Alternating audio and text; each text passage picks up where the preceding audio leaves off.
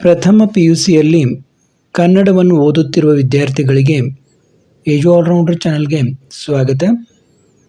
ಈಗ ನಿಮ್ಮ ಎರಡನೇ ಗದ್ಯಪಾಠ ರಾಗಿ ಮುದ್ದೆ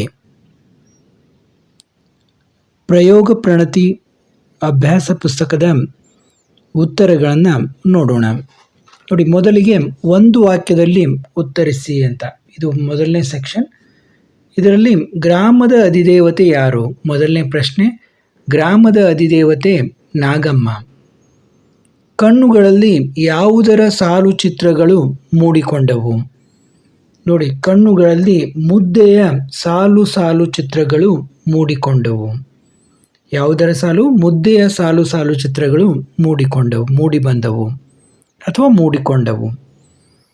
ಹೋಟೆಲಿನಲ್ಲಿ ಕರಿಯ ಏನು ಕೆಲಸ ಮಾಡುತ್ತಿದ್ದನು?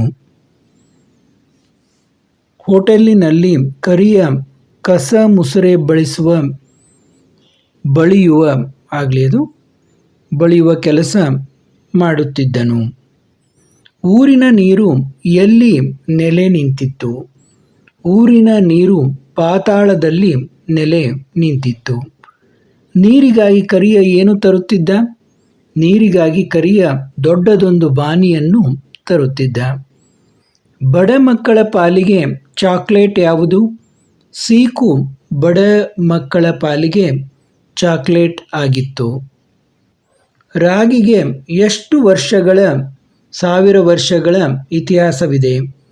ರಾಗಿಗೆ 4000 ವರ್ಷಗಳ ಇತಿಹಾಸವಿದೆ. ರಾಗಿಯಲ್ಲಿನ ಸ್ವಲ್ಪವೇ ಬಿಡುಗಡೆಯಾಗುವ ಅಂಶ ಯಾವುದು? ರಾಗಿಯಲ್ಲಿನ ಸ್ವಲ್ಪವೇ ಬಿಡುಗಡೆಯಾಗುವ ಅಂಶ ಕಾರ್ಬೋಹೈಡ್ರೇಟ್. ಅಕ್ಕಿ ಗೋಧಿಗೆ ಹೋಲಿಸಿದರೆ ರಾಗಿ ಎಷ್ಟು ಪಟ್ಟು ಹೆಚ್ಚು ಪೌಷ್ಟಿಕವಾಗಿದೆ? ಅಕ್ಕಿ ಗೋಧಿಗೆ ಹೋಲಿಸಿದರೆ ರಾಗಿ 8 ಪಟ್ಟು ಹೆಚ್ಚು ಪೌಷ್ಟಿಕವಾಗಿದೆ. ನೋಡಿ, ಅಕ್ಕಿ ಗೋಧಿಗೆ ಹೋಲಿಸಿದರೆ ರಾಗಿ 8 ಪಟ್ಟು ಹೆಚ್ಚು ಪೌಷ್ಟಿಕವಾಗಿದೆ ಅಂತ ಹೇಳ್ತಾರೆ. ಡಾಕ್ಟರ್ CH ಲಕ್ಷ್ಮಣ್ಣಯ್ಯನವರು ತಮ್ಮ ಪತ್ನಿಯ ಬಳಿ ಹೇಳಿಕೊಂಡ ಕೊನೆಯ ಆಸೆ ಯಾವುದು? ಅಂತ್ಯ ಸಂಸ್ಕಾರಕ್ಕೆ ಮೊದಲು ನನ್ನ ದೇಹದ ಮೇಲೆ ಒಂದು ಮುಷ್ಟಿ ರಾಗಿ ಸುರಿಯಿರಿ. ನೋಡಿ, ಅಂತ್ಯ ಸಂಸ್ಕಾರಕ್ಕೆ ಮೊದಲು ನನ್ನ ದೇಹದ ಮೇಲೆ ಒಂದು ಮುಷ್ಟಿ ರಾಗಿ ಸುರಿಯಿರಿ ಎಂದು ಲಕ್ಷ್ಮಣ್ಣಯ್ಯನವರು ತಮ್ಮ ಪತ್ನಿಯ ಬಳಿ ಹೇಳಿಕೊಂಡಿದ್ದರು. ಅವರು ಹೇಳಿಕೊಂಡಿದ್ದಂಥ ಕೊನೆಯ ಆಸೆ ಆಗಿತ್ತು ಇದು. ಅಂದರೆ, ನಾನೇನಾದರೂ ಸತ್ತು ಹೋದರೆ ಅಂತ್ಯ ಸಂಸ್ಕಾರಕ್ಕೆ ಮೊದಲು ನನ್ನ ದೇಹದ ಮೇಲೆ ಒಂದು ಮುಷ್ಟಿ ರಾಗಿ ಸುರಿಯಿರಿ ಅಂತ ಅವರು ಹೇಳಿದರು ಅಂತ. ಇನ್ನು 2-3 ವಾಕ್ಯಗಳಲ್ಲಿ ಉತ್ತರಿಸಿರಿ.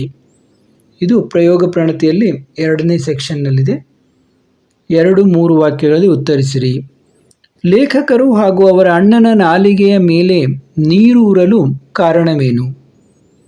ನೋಡಿ, ಕಟ್ಟಡದ ನಿರ್ಮಾಣಕ್ಕೆಂದು ಬಂದಿದ್ದ ಶ್ರಮಿಕರು ತಂದಿದ್ದ ಬುತ್ತಿಯಿಂದ ಹೊರಹೊಮ್ಮುತ್ತಿದ್ದ ಮುದ್ದೆ ಹಾಗೂ ಕಿವುಚಿದ ಸಾರಿನ ಸೊಗಸಾದ ಘಮಘಮದ ವಾಸನೆ ಹಾಗೂ ಅವರು ಮುದ್ದೆಯನ್ನು ಮುರಿಯುತ್ತಾ ತುತ್ತುಗಳನ್ನು ಸಾರಿನಲ್ಲಿ ಹೊರಳಿಸುತ್ತಾ ನುಂಗುತ್ತಿದ್ದದನ್ನು ನೋಡಿ ಲೇಖಕರು ಹಾಗೂ ಅವರ ಅಣ್ಣನ ನಾಲಿಗೆಯ ಮೇಲೆ ನೀರೂರಿತು.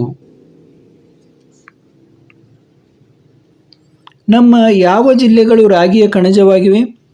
ನಮ್ಮ ರಾಜ್ಯದ ಮಂಡ್ಯ, ಮೈಸೂರು, ತುಮಕೂರು ಹಾಗೂ ಕೋಲಾರ ಜಿಲ್ಲೆಗಳು ರಾಗಿಯ ಕಣಜಗಳಾಗಿವೆ. ರಾಗಿ ಬೀಸುವ ಕಲ್ಲನ್ನು ಕುರಿತ ಜನಪದ ಹೆಣ್ಣು ಮಗಳ ಪ್ರಾರ್ಥನೆ ಯಾವುದು? ಕಲ್ಲಮ್ಮ ಮಾತಾಯಿ ಮೆಲ್ಲಮ್ಮ ರಾಗಿಯ ಜಲ್ಲ ಜಲ್ಲನೆ ಉದುರಮ್ಮ ಎನ್ನುವುದು ರಾಗಿ ಬೀಸುವ ಕಲ್ಲನ್ನು ಕುರಿತು ಜನಪದ ಹೆಣ್ಣು ಮಗಳ ಪ್ರಾರ್ಥನೆಯಾಗಿದೆ. ಮುದ್ದೆ ಮಾಡಲು ಬೇಕಾದ ಕೌಶಲವೇನು? ಗಂಟಾಗದಂತೆ, ಪಡೆಸಾಗದಂತೆ ಹಬೆಯಾಡುವ ಮುದ್ದೆಯನ್ನು ಕೈ ಒದ್ದೆ ಮಾಡಿಕೊಂಡು ಉಂಡೆಗಟ್ಟುವುದಕ್ಕೆ ಪಳಗಿದ ಕೈಗಳ ಕೌಶಲ್ಯ ಬೇಕು. ಅಂದರೆ, ಗಂಟಾಗದ ಹಾಗೆ ಮತ್ತು ಗಟ್ಟಿಯಾಗದ ಹಾಗೆ ಒಂದು ಮುದ್ದೆ ಮಾಡಲಿಕ್ಕೆ ಕೂಡ ಒಂದು ಕೌಶಲ್ಯ ಬೇಕು ಆ ಕೈಗಳಿಗೆ ಅಂತ ಲೇಖಕರು ಹೇಳ್ತಾರೆ ಇಲ್ಲಿ. ನೋಡಿ, ಲೇಖಕರ ಪ್ರಕಾರ ದುಡಿಯುವ ಜನಕ್ಕೆ ಯಾವ ರೀತಿಯ ಮುದ್ದೆ ಇರಬೇಕು? ಲೇಖಕರ ಪ್ರಕಾರ ದುಡಿಯುವ ಜನಕ್ಕೆ ಗೋಡೆಗೆಸೆದರೆ ಪುಟಿಯುವ ಚೆಂಡಿನಂತಹ ಗಟ್ಟಿ ಮುದ್ದೆ ಇರಬೇಕು. ಅಂದರೆ, ಹಳ್ಳಕ್ಕೆ ನೀರು ಹಾಗೆ ಇರಬಾರ್ದು, ಗೋಡೆಗೆಸೆದರೆ ಪುಟಿಯುವ ಚೆಂಡಿನಂತಹ ಗಟ್ಟಿ ಮುದ್ದೆ ಇರಬೇಕು ಅಂತ ದುಡಿಯುವ ಜನಕ್ಕೆ.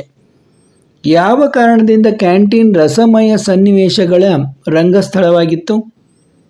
ನೋಡಿ, ಕ್ಯಾಂಟೀನ್ನಲ್ಲಿ ರಾಗಿ ಬಾಲ್ಗಳನ್ನು ತಟ್ಟೆಗಳಲ್ಲಿ ಇಟ್ಟುಕೊಂಡು ತುಟಿ ಬಣ್ಣ ಕೆಡದಂತೆ ಚಮಚೆಯಲ್ಲಿ ತಿನ್ನುವ ಚಲುವೆಯರು ಹಾಗೂ ಇಡೀ ಮುದ್ದೆಯನ್ನು ಒಮ್ಮೆಗೆ ಎತ್ತಿಕೊಂಡು ಕಚ್ಚಿ ತಿನ್ನುವ ಚೆನ್ನಿಗರ ಕಾರಣದಿಂದ ಕ್ಯಾಂಟೀನ್ ರಸಮಯ ಸನ್ನಿವೇಶಗಳ ರಂಗಸ್ಥಳವಾಗಿತ್ತು.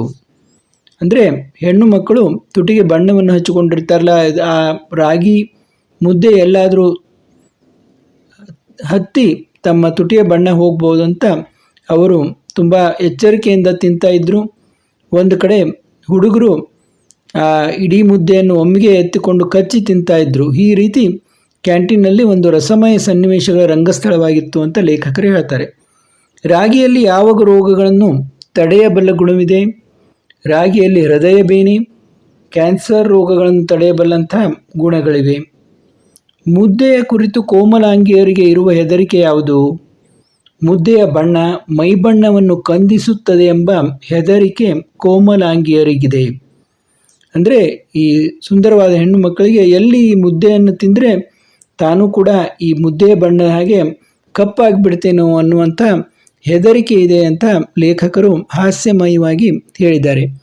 ಇಲ್ಲಿಗೆ ಈ ರಾಗಿ ಮುದ್ದೆ ಅನ್ನುವ ಪಾಠದ ಪ್ರಯೋಗ ಪ್ರಣತಿಯ ಉತ್ತರಗಳನ್ನು ನೋಡಿದೆವು.